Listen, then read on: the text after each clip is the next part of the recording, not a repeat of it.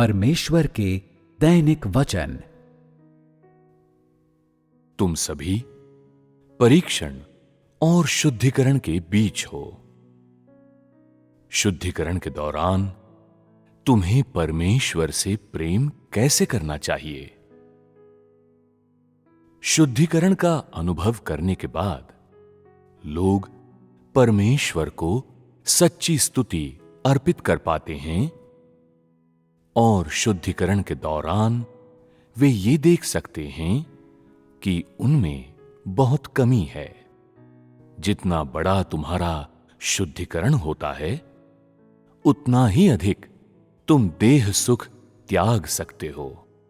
जितना बड़ा लोगों का शुद्धिकरण होता है, उतना ही अधिक परमेश्वर के प्रति उनका प्रेम होता है।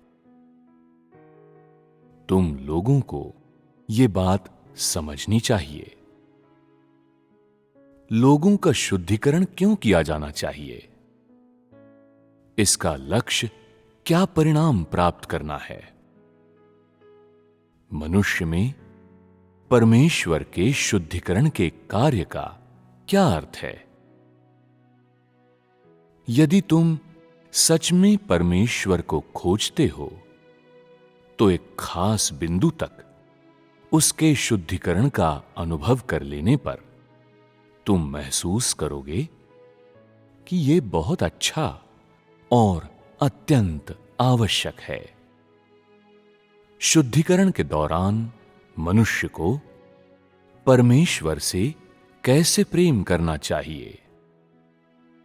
उसके शुद्धिकरण को स्वीकार करने के लिए उससे प्रेम करने के संकल्प का प्रयोग करके शुद्धिकरण के दौरान तुम्हें भीतर से यातना दी जाती है। जैसे कोई चाकू तुम्हारे हृदय में घुमाया जा रहा हो।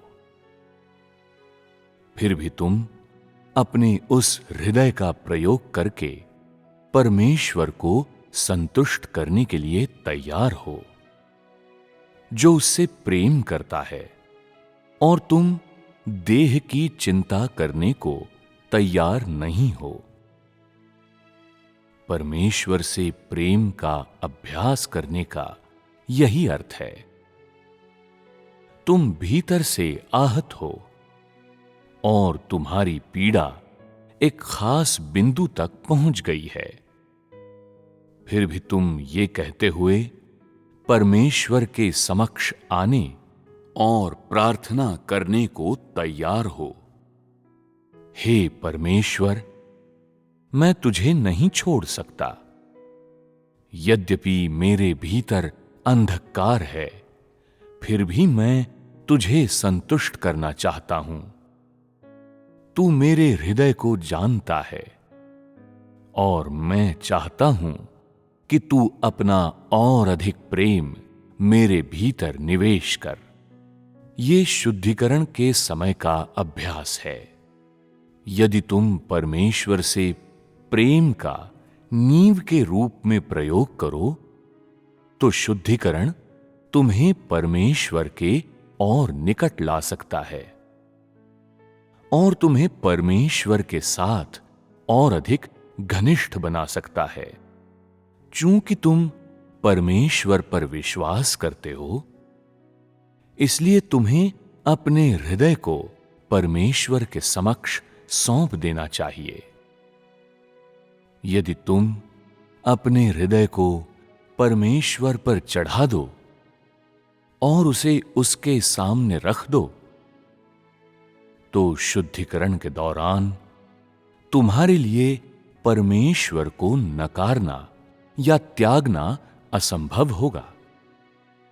इस तरह से परमेश्वर के साथ तुम्हारा संबंध पहले से अधिक घनिष्ठ और पहले से अधिक सामान्य हो जाएगा, और परमेश्वर के साथ तुम्हारा समागम पहले से अधिक नियमित हो जाएगा।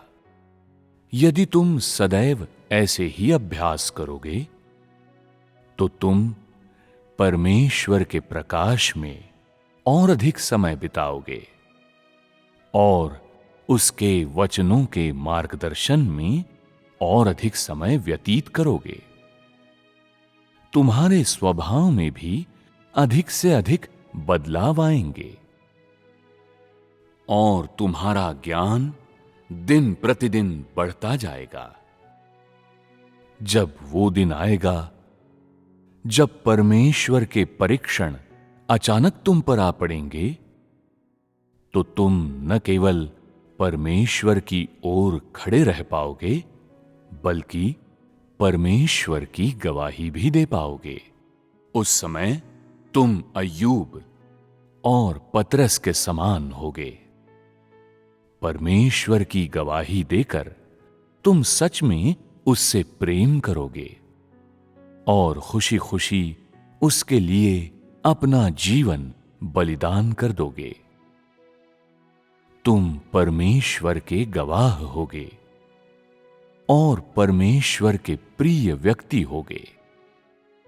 वो प्रेम जिसने शुद्धिकरण का अनुभव किया हो, मजबूत होता है, कमजोर नहीं। इस बात की परवाह किए बिना कि परमेश्वर कब और कैसे तुम्हें अपने परीक्षणों का भागी बनाता है, तुम इस बात की चिंता नहीं करोगे कि तुम जियोगे या मरोगे।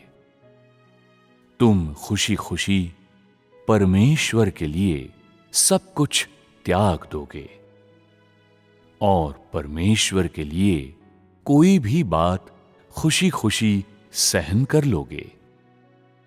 इस प्रकार तुम्हारा प्रेम शुद्ध होगा और तुम्हारा विश्वास वास्तविक होगा।